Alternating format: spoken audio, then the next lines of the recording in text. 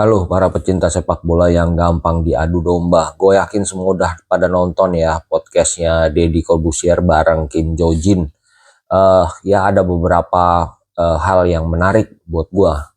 Salah satunya adalah ketika si Kim itu langsung kirim pesan ke Mark Klok ketika Mark Klok bilang Sintayong adalah seorang diktator. Dia langsung tulis pesan, "Hey bro, sudah hentikan, cukup," gitu. Karena menurut Kim itu semua bohong. Dan Klok pun mengakui, dia langsung minta maaf. Katanya itu kesalahan translate. Tapi kalau alasannya itu kayaknya nggak masuk akal ya. Karena Klok kan jelas ya menyebut ada kata diktator di situ.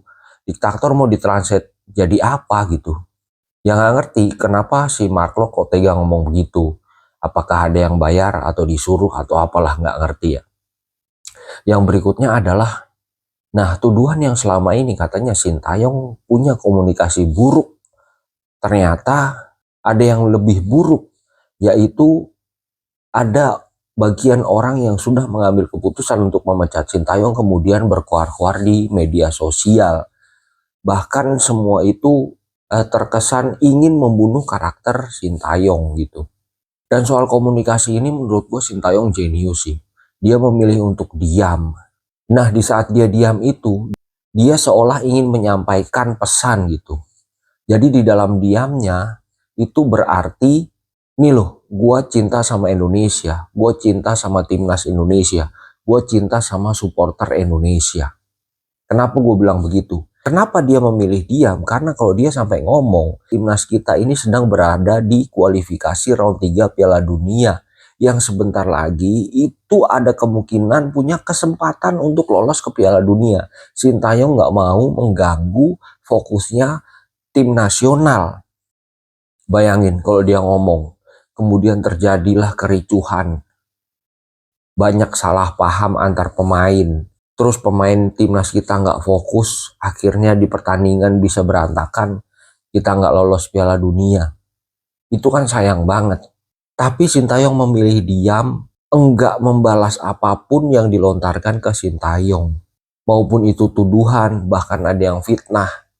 Dia tetap memilih diam demi timnas Indonesia. Sintayong sangat merasa punya ikatan batin dengan timnas Indonesia. Karena Sintayong lah yang memang membangun sama-sama dari bawah.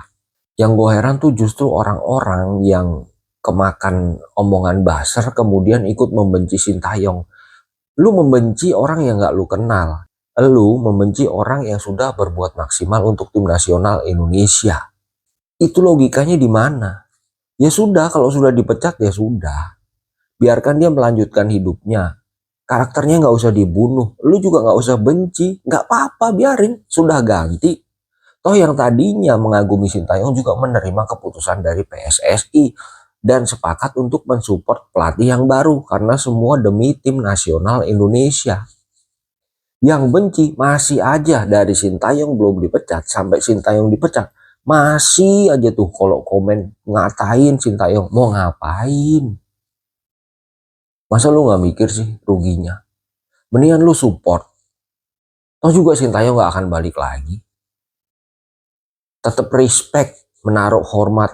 Orang Sintayong aja cinta sama negara Indonesia. Masa iya lu nggak cinta sama negara Indonesia? Dengan cara memberikan penghargaan kepada seseorang yang sudah berjasa untuk timnas kita.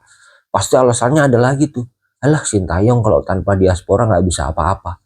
Nggak bisa, itu tuh tetap satu tim. Mau Sintayong, mau diaspora, mau pemain lokal, itu satu tim. Lu mau tunjuk siapa? Patrick Kluivert. Patrick Kluivert juga kalau nggak ada pemain di lapangan juga dia nggak bisa apa-apa. Ya namanya pelatih cuma di pinggir lapangan tunjuk-tunjuk doang. Kalau bandingannya begitu sih, semua pelatih juga nggak bisa apa-apa. Orang dia udah tua, udah nggak bisa main bola. Kalaupun bisa juga dia sendiri. Ya kalau dari podcastnya Kim dan Deddy, itu bisa, kita boleh lah ambil kesimpulan. Kayaknya orang berkuasa itu semena-mena dah. Dan untuk teman-teman ya, untuk orang-orang yang membenci Sintayong dan dia tidak empati sama sekali dengan kejadian Sintayong yang disemena-menakan begitu oleh sebagian orang yang berkuasa. Ingat nih, lu sama gua sama, kita nih sama nih, rakyat kecil.